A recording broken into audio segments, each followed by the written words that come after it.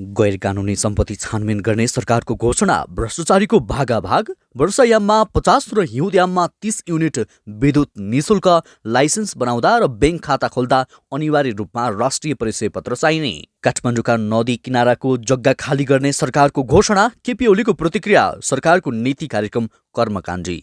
नीति तथा कार्यक्रममा महावीर पुनको माग समेटियो, नवप्रवर्तन आविष्कार कोष स्थापना गरिने। नीति तथा कार्यक्रम संसदमा कोही हाई काट्दै कोही निन्द्रामा। विदेशमा रहेका नेपालीलाई मतदान गर्न पाउने व्यवस्था गर्ने सरकारको घोषणा, नागरिक उन्मुक्ति पार्टीको नेपाल बन्द फिर्ता, भिड थेग्नै नसक्ने भएपछि भाइरल सीमान्त गुरुको क्लिनिक प्रहरीले गरायो बन्द।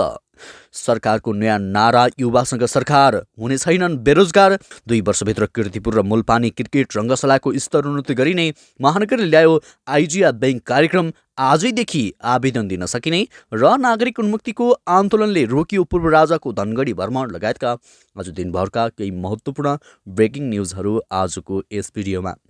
दर्शकवृन्द नमस्कार अनि हार्दिक स्वागत छ। तपाईँहरू यति बेला इन्फो खबर मिडियाको न्युज अपडेट हेर्दै हुनुहुन्छ। आज पनि केही महत्त्वपूर्ण खबर अपडेटहरू लिएर म सन्तोष उपस्थित भएको छु। पुरा समाचार महत्त्वपूर्ण भएकाले अन्तिमसम्म हेरी हाम्रो हौसला स्वरूप भिडियोमा एक लाइक गर्दै सक्दो सेयर गर्न नबिर्सिनुहोला। साथै यति बेला कुन ठाउँबाट भिडियो सामग्री हेर्दै हुनुहुन्छ तलको कमेन्ट बक्समा जानकारी गराउन पनि नबिर्सिनुहोला। समाचारको सुरुमा विद्युत खपतको प्रसङ्ग। सरकारले वर्षायाममा 50 र हिउँदयाममा 30 युनिट मात्र विद्युत खपत गर्नेलाई निशुल्क गर्ने भएको छ। सरकारको तर्फबाट शुक्रबार सङ्घीय सांसदको संयुक्त बैठकमा आर्थिक वर्ष 2080-81 को नीति तथा कार्यक्रम प्रस्तुत गर्दै राष्ट्रपति रामचन्द्र पौडेलले मासिक रूपमा वर्षायाममा 50 युनिट र हिउँदयाममा 30 युनिट मात्र विद्युत खपत गर्नेलाई निशुल्क गर्ने जानकारी दिएका हुन्। साथै ग्यासबाट खाना पकाउने अवस्थालाई विद्युत प्रयोगबाट विस्थापन गर्ने नीति सरकारले लिने उनले बताए।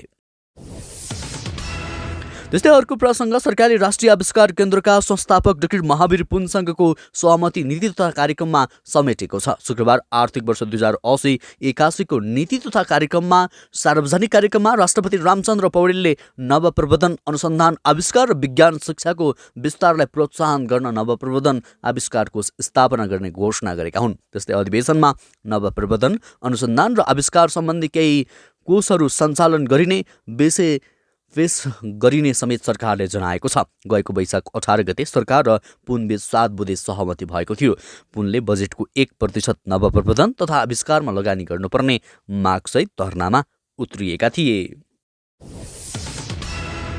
त्यस्तै अब अर्को प्रसङ्ग, सरकारले काठमाडौँ सहितका नदी किनारा सहित सरकारी जग्गा खाली गराउने भएको छ। सरकारको तर्फबाट शुक्रबार सङ्घीय संसदको संयुक्त बैठकमा आर्थिक वर्ष 2080-81 को नीति तथा कार्यक्रम प्रस्तुत गर्दै राष्ट्रपति रामचन्द्र पौडेलले काठमाडौँ उपत्यका सहितका स्थानका नदी किनारा सहितका सरकारी जग्गा खाली गर्ने जानकारी दिएका हुन्। नदी किनारामा रहेकाहरूको उचित स्थानमा स्थानान्तरण गरिने, जग्गा खाली गर्ने राष्ट्रपति पौडेलले जानकारी दिएका छन्।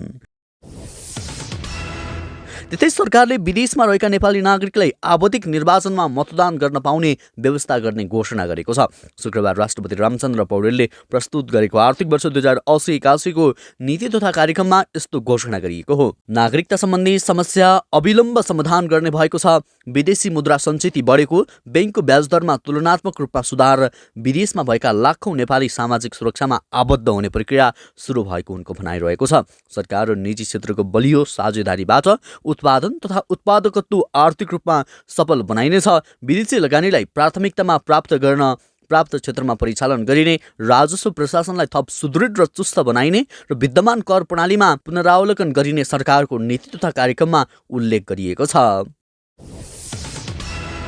त्यस्तै त नागरिक उन्मुक्ति पार्टीले नेपाल बन्द फिर्ता लिएको छ। नाउपाले शुक्रबार एक विज्ञप्ति जारी गर्दै 6 गतेदेखि 10 गतेसम्म गर्ने भनेको नेपाल बन्द फिर्ता लिएको हो। सरकार पक्षबाट प्रधानमन्त्रीले सदनमै लाल आयोग प्रतिवेदन सार्वजनिक गरिने फौजदारी विधेयक, संसदमा टेबल भइसकेको अन्य राजबन्दीको रिहाई कानुन संशोधन गरेको भए पनि निकाल्ने प्रतिबद्धता संसदमै जाहेर गरेको हुँदा सरकार पक्षसँग भएको सम्झौता सकारात्मक भएको महसुस भएको भन्दै अर्को सूचना नआउँदासम्मका लागि नेपाल बन्द स्थगित गरिएको नाउपाले जनाएको छ।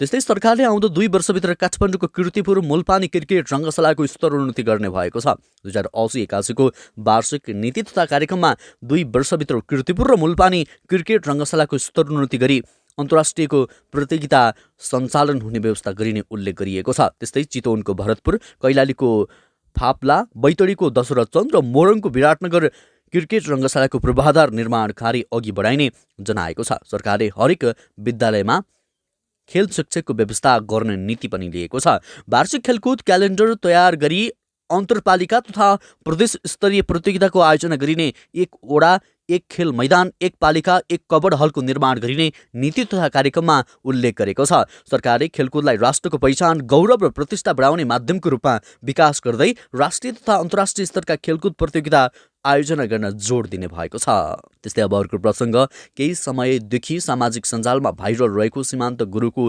क्लिनिक प्रहरीले बन्द गराएको छ। काठमाडौँको तारकेश्वरी नगरपालिका 7 मा रहेको कार्यालय आजबाट बन्द गरिएको हो। महानगरीय प्रहरीविद बालाजुका डिएसपी मनोजित कुँवरले भिड अनियन्त्रित भएपछि सुरक्षाका कारण बन्द गरिएको बताए। असाध्यै भिड भएकाले हामीले शान्ति सुरक्षाका कारण तत्कालका लागि बन्द गर्ने निर्देशन दिएका हौँ, डिएसपी कुँवरले भने। सामाजिक सञ्जालमा सीमान्त गुरु नामले चर्चित झापाका 43 वर्षीय भरत केसीले 2 साता अघि मात्र तारकेश्वरमा आफ्नो कार्यालय सारेका थिए। त्यसपछि उनको कार्यालय कोटेश्वरमा रहेको थियो। नेपाल प्रेससँग कुराकानी गर्दै केसीले सानो ठाउँ भएकाले तारकेश्वर सरेको तर त्यहाँ पनि समस्या आएको बताए। केसीले अलौकिक मनोवैज्ञानिक शास्त्री ज्योतिषी प्रणाली नामक कम्पनी दर्ता गरेर काम गर्दै आइरहेका थिए। त्यस्तै त गैर कानुनी रूपमा सम्पत्ति जोडका उच्चपदस्थ व्यक्तिहरूको हाहाकार हुने भएको छ। सरकारले आज संसदमा प्रस्तुत गरेको आगामी वर्षको नीति तथा कार्यक्रममा उच्च तहका बसेर गैर कानुनी सम्पत्ति जोडेकाहरूको बारेमा छानबिन गर्ने घोषणा गरेपछि भ्रष्टाचारीहरूको भागाभाग हुने भएको छ। राष्ट्रपति रामचन्द्र पौडेलले प्रस्तुत गरेको नीति तथा कार्यक्रममा उच्चपदस्थ व्यक्तिहरूले आर्जन गरेको गैर कानुनी सम्पत्ति छानबिन गर्ने उल्लेख गरेको छ।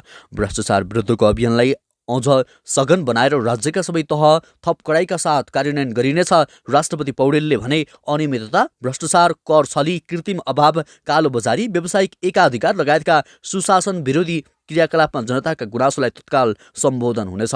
अख्तियार दुरुपयोग अनुसन्धान आयोग र भ्रष्टाचार सम्बन्धी विधेयक संसदको यसै अधिवेशनबाट पारित गर्ने पनि जनाएको छ। राष्ट्रिय सतर्कता केन्द्र सम्बन्धी विधेयक संसदको यसै अधिवेशनमा पेश गर्ने र सम्पत्ति शुद्धिकरण, निवारण तथा व्यावसायिक वातावरण प्रबन्धन सम्बन्धीमा पेश भएको विधेयकलाई चालु अधिवेशनबाट पारित गर्ने नीति तथा कार्यक्रम उल्लेख गरिएको छ।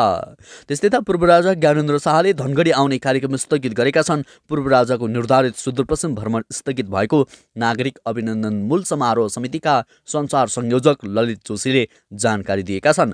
उनका अनुसार रेशमलाल चौधरीको पार्टीले देशभर विरोध गर्ने कार्यक्रम भएकाले सो विरोध धनगढीमा पनि हुने र राजाको कार्यक्रम विवादित हुन सक्ने भन्दै भ्रमण रद्द गरिएको हो। पूर्व राज परिवारको सुदूरपश्चिम भ्रमण स्थगित भएको बारे शुक्रबार पत्रकार सम्मेलन नै गरेर जानकारी गराइएको छ। यसअघि जेठ 6 गते धनगढी रङ्गशालामा पूर्व राजाको नागरिक अभिनन्दन कार्यक्रम तय भएको थियो, तर नागरिक उन्मुक्तिको देशव्यापी आन्दोलनका कारण भ्रमण रद्द भएको हो। त्यस्तै त काठमाडौँ महानगरपालिकाले आइडिया ब्याङ्क कार्यक्रम ल्याएको छ। महानगरपालिकाका प्रमुख बालेन शाहले विभिन्न विषयगत क्षेत्रहरूलाई समेटी 5 वटा क्याटेगोरीमा आवेदन माग गरिएको जानकारी दिएका छन्। मेरो चुनावी घोषणापत्र तथा काठमाडौँ महानगरको वर्ष 2079-80 को नीति तथा कार्यक्रममा समावेश भएको आइडिया ब्याङ्क कार्यक्रमको प्रमुख उद्देश्य दक्ष अदक्ष जनशक्ति, विद्यार्थी, लगानीकर्ता तथा उद्यमशीलताका विशेषज्ञहरूको ब्रिजको रूपमा महानगरमा बसी सोचलाई योजना र योजनालाई व्यवसाय बनाउने हो। उनले भने उनका अनुसार कसैसँग आइडिया छ भने महानगरभित्र कुनै स्टार्टअप सुरु गरिएको छ, 3 वर्ष कटेको छैन, साथै विद्यार्थी भए पनि महानगरको समस्या समाधानका लागि व्यवसायमुखी आइडिया छन् भने त्यसलाई व्यवसायमा परिणत गर्न सकिनेछ। कसरी त्यसको बिजनेस प्लान बनाउने, इम्प्लिमेन्टेसन प्लान बनाउने, कसरी लगानी जुटाउने, त्यसमा यस कार्यक्रमले पूर्ण रूपमा सहयोग गर्नेछ। उनले भने 5 वटा क्याटेगोरीमा आवेदन माग गरिएको छ। तपाईलाई उद्यमी बन्न कसैले रोक्न सक्दैन, महानगर तपाईको साथमा छ, बालेनले भनेका छन्। त्यस्तै अर्को प्रसङ्ग, सरकारले आर्थिक वर्ष 2080-81 को नीति तथा कार्यक्रम राष्ट्रपति रामचन्द्र पौडेलको सङ्घीय संसदका 2 सदनको संयुक्त बैठकमा प्रस्तुत गरेका छन्। राष्ट्रपतिले 2 घण्टा लगाएर नीति तथा कार्यक्रम वाचन गरिरहँदा सांसदहरू भने कोही हाई काट्दै थिए भने कोही मस्त निन्द्रामा थिए।